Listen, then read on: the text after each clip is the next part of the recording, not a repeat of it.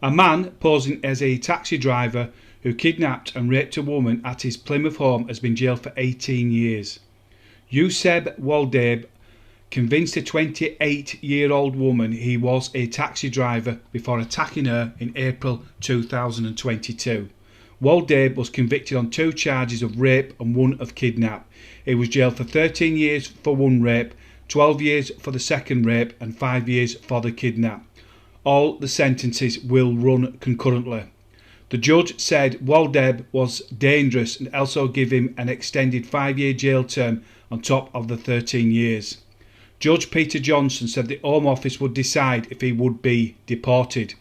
The court heard the woman was heading home after a night out in the city with friends and sent a distress message to one of her friends after the attack. In a statement to the court, the victim said she had never had any sexual contact with a man and as a gay female had lost her sense of identity. She said, "I have been true to myself and that has been taken away from me. I have no self-worth anymore." Sentencing Woldeab, the judge said, "I am sure you were prowling the near deserted streets of Plymouth looking for a drunken woman to take back to your house for sex." He revealed there was public intelligence about previous incidents involving Woldeab in the city from 2016 onwards, which had not resulted in any convictions. The judge said there has been numerous occasions when Woldeab had followed lone women. Woldeab, who denied the charges, had argued the sex was consensual. Say it loud, say it clear, refugees are welcome here. Yuseab Woldeab is an Eritrean refugee who has lived in this country for several years.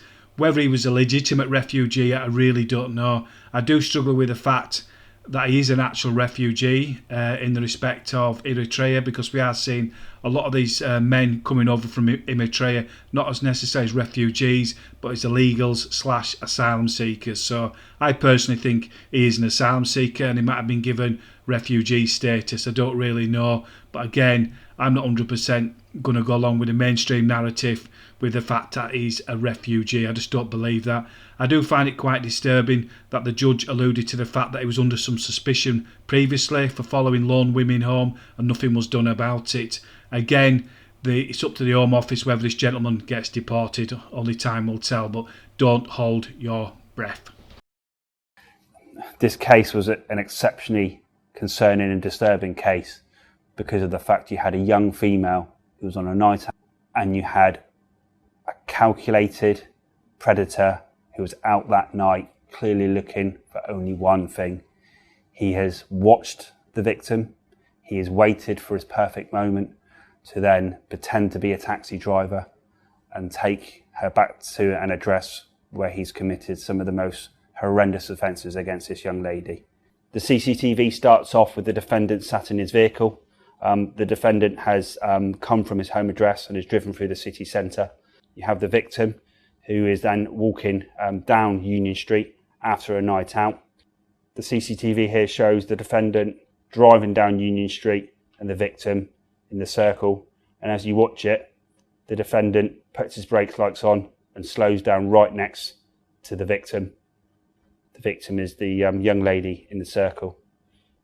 The defendant drives his vehicle back up towards the victim as she proceeds to walk up Union Street. The victim is inside the green circle and the defendant is making his way up. As the defendant pulls his way up, he slowly slows down, stops next to the victim, where the victim then proceeds to go and talk to the defendant through the window. There's a short conversation where the defendant says he's a taxi driver and the victim gets into the vehicle, and before the door is even shut, the vehicle makes off at speed towards the Devonport area. That then led on to a police investigation after the victim reported that she'd been raped.